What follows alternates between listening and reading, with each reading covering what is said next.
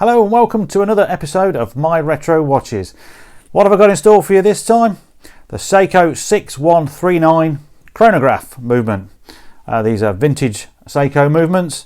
Originally came around in 1969, would you believe? It was actually almost the world's first automatic chronograph. It's certainly Seiko's first automatic chronograph, and also this very movement, not this very movement, but this very type of movement went into space with the iconic Pogue watch, which was Commander Pogue. I can't remember what year he went. It was in the 70s, which made that movement in particular a little bit more iconic. Now this one was sent to me by a guy called Jeff, who contacted me on an email, and he said, I've got one of these watches and I think it'd be really good for the channel because it's trying to work. I'd love to see if you could fix it. And I took up the challenge, in part because I've done two of these in the last few months for myself. It was my first ever delve into a chronograph, and I quite enjoyed it. I found the mechanics wasn't too difficult. There were some tricky little moments in there, but I managed to get them working quite well. So to try and work on another one and actually bring it to the channel, I think is great, because there's a lot of videos on the 6139, but I don't think many people show the full comprehensive breakdown of how to take the movement apart.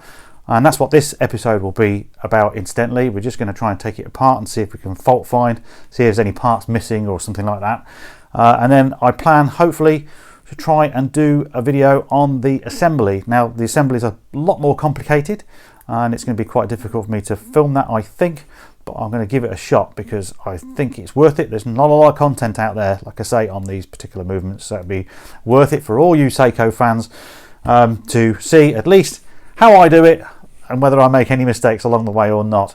So I'll stop chatting, we'll cut to the bench, I'll show you a bit more about the watch close up, and then we'll get the movement out and start taking it apart. Okay, here we are looking at the watch a little bit closer, and it's a nice looking watch indeed. I do like these, has to be said. The shame that the tachymeter dial there has got a little bit of damage at the top, and the hands are showing a little bit of wear here and there. However, I think it looks pretty damn good. Now it's got like this, got two pushers, so on, off for the chronograph and a reset, and then basically this is your chronograph hand, so it's not a second hand, and that will go round, and then this is your minute register, so it'll count the minutes as you go along. Now what I've immediately found straight away is that this pusher is stuck in, and I'm pretty sure that that's going to be because there's a spring missing, because these have got a spring and that's what holds them out. So there we are looking at it close up. Here's the typical Seiko case back, 6139 6012. The 6 there at the beginning of the reference number would indicate to me that this was made in 1976. So we need to get it out of the case and have a better look at it, and to do that I have already loosened the case back, as you would expect.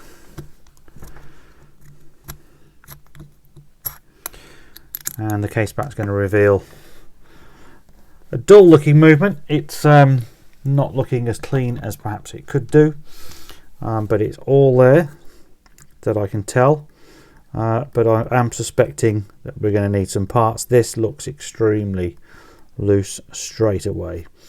However, I think the rotor is common for a 6119 movement, so we could be able to swap that if needs be. Now it has a movement ring also, and the movement ring holds the pushers in position. Now what I'm first of all going to do is remove the counterweight, or the rotor, which is extremely loose, so that's why it was wobbling around like it was. So we'll get that out of the way first, and we need to remove that movement ring. And what you'd normally have to do is you've got to push the pushers in, because the pushers are spring loaded, as I said. Now the first time I did one of these, I tried to remove this and I got it out, but then that pusher went in that direction, that pusher went in that direction, and I spent about half an hour trying to find them again. So the idea is you push them in, and then you've got to try and pull this up. Now I've got the wrong tweezers that I do this job with, so we'll just try and see if we can. Well, now I can actually let go of the pusher. What am I talking about? So I can get that pusher out of the way, and the spring also, although the spring looks like it's stuck. And then of course this pusher I think is not got a spring attached to it.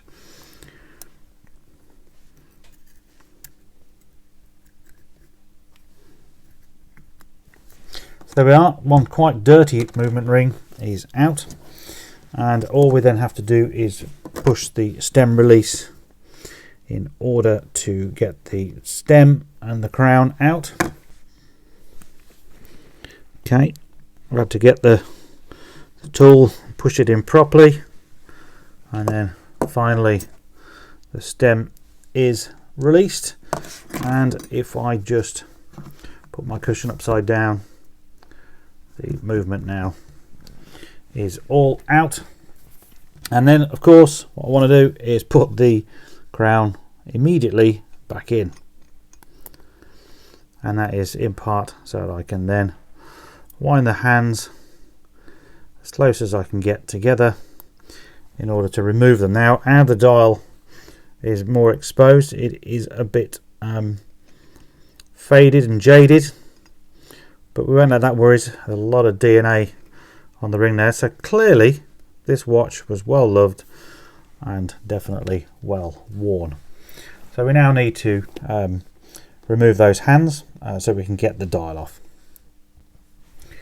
I'll put a little dial protector in there. I don't like these hands because the chronograph hand is on usually quite hard, and there's a reason for that, and the rest sit quite flat, but as a result they are quite high up. So I try and remove, as we've just shown there, the chronograph hand first. Now just excuse me because I need to put these somewhere safe, and then that gives me a bit better access to then try and get the rest off. However, the hour hand appears to be lying very flat, and I don't like it when they're like that, because this dial guard is just a bit too thick, and for that I'll need possibly a polythene bag. So let me see what I can find. Okay, so now we've got some polythene. I've got to be very careful.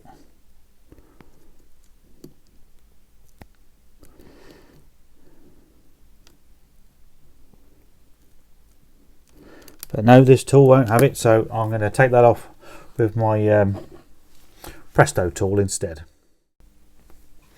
Okay, as if by magic the hands have been removed. I had to sort of do it off camera where I can get my eyes on the target a little bit better. Now incidentally, I looked at the case as well, thinking that there was a spring missing on the pusher. It turns out not. You can see here hopefully that the pusher is bent, properly bent. Common on these things, when they start seizing up, the owners tend to press even harder than normal, thinking that that's going to fix or get the chrono working, and all it does is bend these. And I can have a go at straightening that, but I don't know how much success I'm going to have, and it might mean that for Jeff I'm going to have to try and find him either some replacements or some aftermarket ones and see if they'll work as good. So they are just a little side note on those. So now, as always with all the watches I take apart, take the dial off first, strip down all the calendar works before moving on to the movement side. So to take the dial, we need to look for the dial screws. I'm going to move that out of the way now. The dial screws there's one on either side. So there's one just in here, and all I want to do is loosen that off and then go hunting for the other one, which is around this side. And actually got something blocking the way of it, which I think is just more sweat, dirt, DNA, which is pretty revolting on this one. Then we can just lever that up, remove the dial, and that's what it reveals. And I tell you why we've got the gunge, because I am sad to say, for Jeff at least, the dial feet, so we have two little feet on the dials and they sit in these little holes, and then those screws nip up next to them. The feet are missing and somebody has used glue, unfortunately, and glue on a dial is horrible, and they've glued it to the plastic ring here, and that's what we can see in a vain attempt to try and fix that. So that's going to be interesting to see what I can do with that. I can't actually fix dial feet, I don't have the facilities to do that. We can use some dial dots, or we're going to have to look and see if we can use a aftermarket dial, or even find a right dial depending on the budget on this one. Anyway, I'm digressing because we now need to crack on and get the rest of that movement sorted out. Okay, I removed the little plastic cover, and it's actually been glued both sides as well, which is really strange, unless the glue just ran, because you wouldn't normally glue that on. So that is it, pretty revolting, but there we go. So let's start with the calendar works. Now we have to be careful on the calendar works, purely because there's a little tiny hole here, and that, you might not see it, it's hard for me to tell looking at my camera, that is actually the shaft, or whatever you'd want to call it, the axle that the minute recording wheel, so the thing that looks like on the sub dial, that's what that sits on, and that's the reason why the day ring here is a little bit smaller, so it doesn't foul on that. So you've got to be careful, because you don't want to break that at all. That would be pretty horrendous, and of course we're not going to remove that because that's on the other side of the watch. So until we start doing the other side, we cannot get access to it. So to remove the day wheel, just going to get underneath this little C-clip. Now sometimes these will spring, and it can help to have a bit of Rodico just in case, but we are okay on this occasion. And then I'll just use the Rodico to lift up the wheel itself. And now we're looking at the inside of the calendar works, and it's pretty straightforward. It's one of those typical Seiko movements, really similar, if not almost the same as a Seiko 6119. So we've got 4 little screws on this retaining plate on the top, so we'll remove those.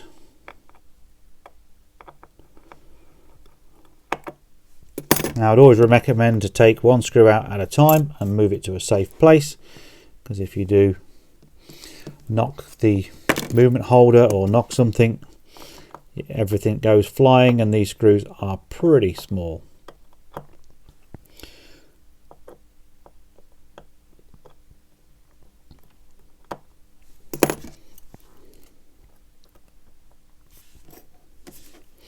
And then the cover will just lift off nice and easily, revealing the rest of the works inside. And first of all, this is the click spring for the date wheel, and again this can have a tendency to move, so you just want to release the tension on that like I just did there, and take that away. Now once that's removed, the day wheel will come straight off without any issues whatsoever.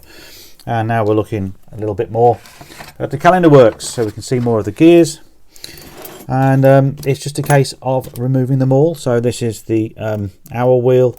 That's not quite going to lift up because that is in the way at the moment, so I'll come back to that. The best thing to do really is to start taking away the calendar works. And the calendar works, what am I talking about? The keyless works.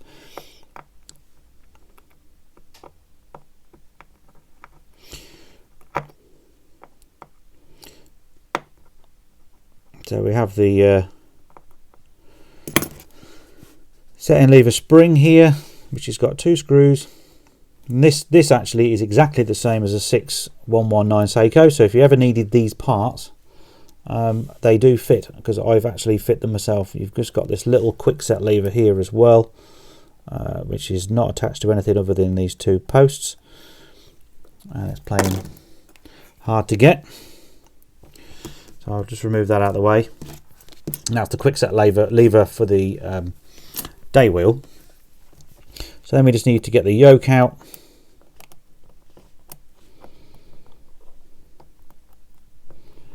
Like so.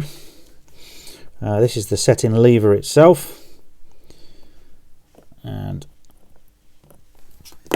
I will just first of all remove the stem and the crown. Sometimes these are a little bit stuck. I think it's just because it's actually needs to be moved out into position. There we are. And they take a lot of dirt usually, those, because it's around the hole, and that's where, if anything's going to get in. And there we go, we'll just take the clutch out as well. And now we can get on with the removal of the rest of the wheels. So we have a cover plate here, which is covering the minute wheel. And that, again, that's held in by 2 screws. And this one has got a smaller thread on than this one. Or the other way around, I can't remember now actually. And it's critical really that you keep these separate, certainly if you're doing one of these for the first time, because it will drive you crazy looking for them or trying to find the right one and not wondering why none of the screws will fit.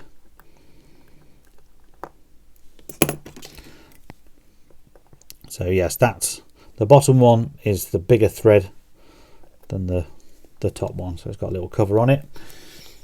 And then we can get at the rest of the wheels. And of course I still can't remove the hour wheel because of the this is the all part of the calendar works here. So this little, well, I don't know what you'd call it, a lever really, or a finger, is to move the day and the date wheels at 12 o'clock. So it's a separate function to the quick set. So now we can take the hour wheel off, and we can take this little gear here, which is just the intermediate wheel to drive the minute wheel, which is there. And then this also has a little nylon wheel here, which has got, it's gone for a walk, but it's got sort of 2 sets of gears on that on the bottom. And again, we then have that last wheel there. All that we've got left is this spring here, which helps with all the calendar works, keeps it all in position. The calendar, keep calling the calendar works, the blooming keyless works. And then we've also got the cannon pinion. So first of all, I will remove this, which is in quite tight.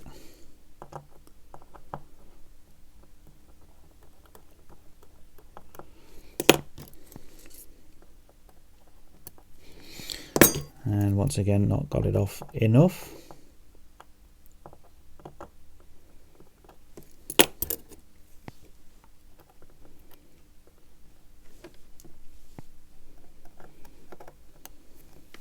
And of course this is spring loaded as well. Now really I should have took the tension off before I unscrewed it, which is a bit of a mistake on my part, because you just need to pull this out and then flick it over the top, which is now not wanting to do, of course.